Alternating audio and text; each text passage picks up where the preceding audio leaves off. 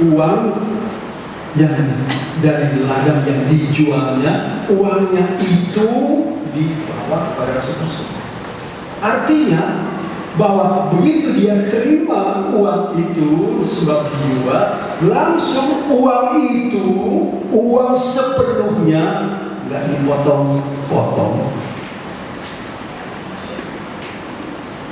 sepenuhnya dibawa kepada gembala. Itu dilakukan oleh rasul-rasulnya. Dari sini kelihatan kebalikannya. Bukti suka memberi. Orang yang memberi itu menunjukkan kebaikannya, memberi. Allah kita juga, karena dia cinta kepada kita, dia baik buat kita, meskipun kita tidak baik, dia baik kepada kita, dia berikan kepada kita anaknya sendiri supaya kita selamat. Nah, sinilah dia jual uangnya itu dari sepenuh-penuhnya. Kalau seandainya uang itu sekarang, saya baru tahu berapa banyak uangnya sebenarnya, tidak tulis harganya, mata uang bagaimana dulu, apa itu uang kertas, apa uang logam, saya tidak tahu. Pokoknya uang yang dia dapat, uangnya itu dibawa, diserahkan, hanya untuk pindah tangan saja. Tapi seluruh harga uang yang dia dapat itu ada ladang itu yang dia mau. Kelihatan jujur. Dia tidak ambil sedikit pun untuk dirinya sendiri. Berbeda dengan pasal berikut. Coba baca pasal 5 mulai ayat 1. Ada seorang lain yang bernama Ananias. Ia beserta istrinya Safira menjual sebidang tanah, juga punya tanah. Jadi orang-orang Kristen dulu punya tanah-tanah tuh, nggak salah sudah punya tanah. Sudah mau punya tanah kubur, terserah beli duluan juga boleh.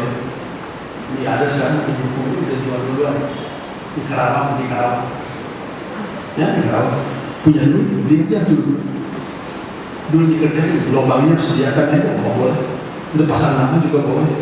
Silakan sudah mau bikin apa. Tanah kembangan boleh. Punya tanah. Nah, tanah itu mereka punya, lalu dijual. Ayat 2. Dengan setahu istrinya, ia menahan sebagian dari hasil penjualan itu. Kalau Barnabas begitu dijual, dapat duit sekantong apa sekarung, saya nggak tahu berapa banyak duitnya, segitu banyak itu langsung cerita ini langsung dia nggak ambil sedikit juga masukin ke mana. Itu dilihat namanya kejujuran dari orang yang memberi. Sedangkan dalam pasal 5 Ananias mau punya tanah sudah, ngomong sama istrinya, "Mak, gimana kita jual?" Mama bilang, Oke, kita. Barnabas setia, jujur, dia masih semua. Tapi kita sayang loh. Tidak tahu siapa mau membunuh istrinya pas suaminya. Tetapi dua-duanya sepakat jangan kasih sepenuhnya, kasih sebagian saja. Dikasih, masukin sedikit. Ananias berbuat begitu. Orang Kristen bilang Ananias ini, kalau baca, dia sudah mau datang bawa uang ke rasul-rasul. Jadi percaya rasul-rasul, percaya itu. Tapi waktu dibawa masukin sedikit. Hanya istri yang tahu, suami yang melakukan. Petrus juga tahu, gembala nggak kenal, tapi dia lupa ada yang di atas, matanya kelihatan, nyopet tuh ya, ketawa, siapa yang di atas itu? Tuh,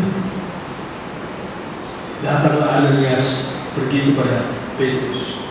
Baru sampai, lalu dibawanya, diletakkannya di depan kaki rasul-rasul. Ayat 3, tetapi Petrus berkata, Ananias, mengapa hatimu dikuasai iblis? Itu namanya apa? Rasul yang mata tolak. Suaranya nangis.